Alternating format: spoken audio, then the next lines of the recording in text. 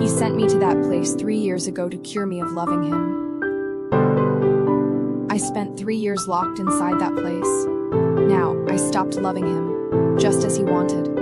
Then he came running back and said, I regret it. For 8 years, I was a fixture by Roderick Dunlap's side. Everyone said I was addicted to him. I was so obsessed with him that I'd run off any woman who got close to him, whatever it took. Once, I offered one of them money to leave Roderick. The woman laughed in my face. Being with Roderick meant an endless supply of cash. Why would anyone walk away for such a pathetic amount? Then that woman took a staged fall down a flight of stairs. Roderick thought I pushed her. And I ended up being sent to a rehab center by him.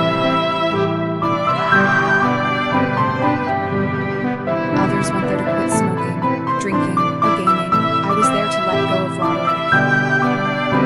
In the end, I succeeded only for him to tell me he regretted it.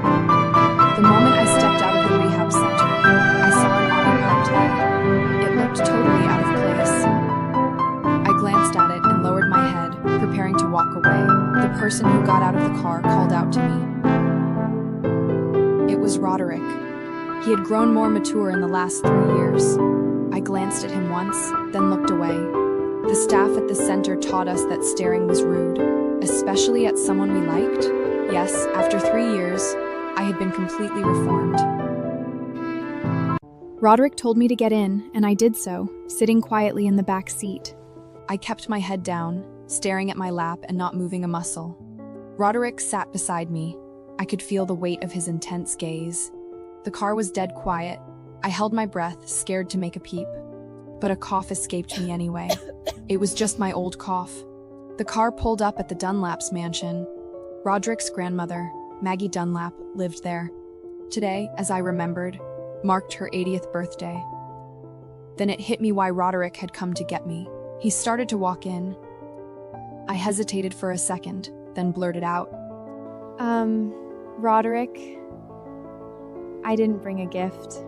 When he turned around, my heart was pounding out of my chest. I quickly looked down. I knew my quickened heartbeat was from fear, not from affection. Somehow, I'd turned into a total coward.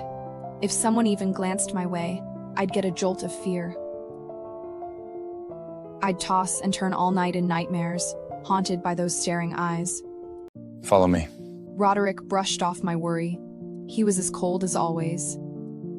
Or maybe he only saved that coldness for me. I had to jog a little just to keep up with him. Mari, you're back. Come in, dear. Maggie was right there at the front door, waiting for me. Maggie had always had my back, always encouraged my crush on Roderick, and even snuck me info on his plans. I walked over to her. Oh, Maggie. Mari, honey, why are you being so distant? You're not mad at me for what happened, are you? Maggie stroked my hair, her eyes full of affection. I shook my head. I could never be mad at her 3 years ago. If Maggie hadn't threatened to harm herself, I probably would have been sent to jail instead. On the outside, it looked like a regular school, but only the people who'd been locked up there knew what real torture was like. During the meal, I kept my head down, shoveling down spaghetti as fast as I could. I didn't make a sound, didn't reach for anything else. Just ate fast like I hadn't had a meal in a month. Marianne! Yes, sir. Hearing my name, I set down my fork and stood up straight. We all froze me, Roderick and Maggie. I met their shocked stares for a split second. Then I looked down at the silverware I'd set neatly on the table. Even with how panicked I was, I just stood there, confused.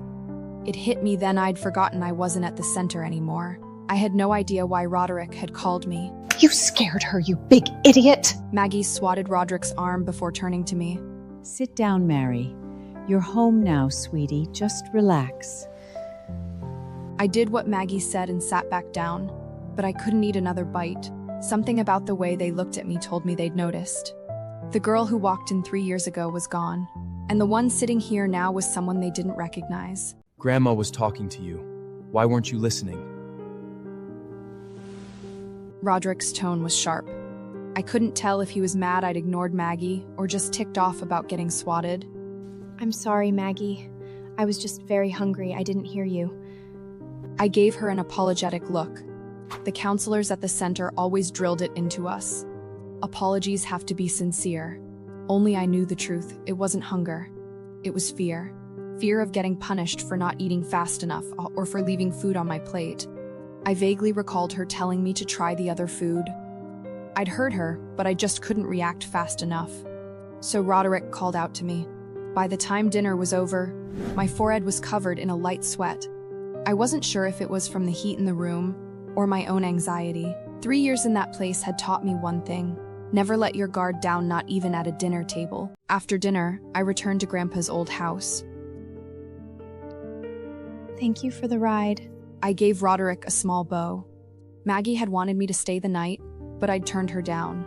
I didn't want any more contact with them than I had to, so I'd asked Roderick to drive me home.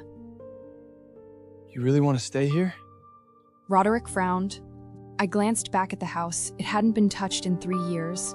Now it was completely overgrown with weeds. But I nodded. I had nowhere else to go anyway.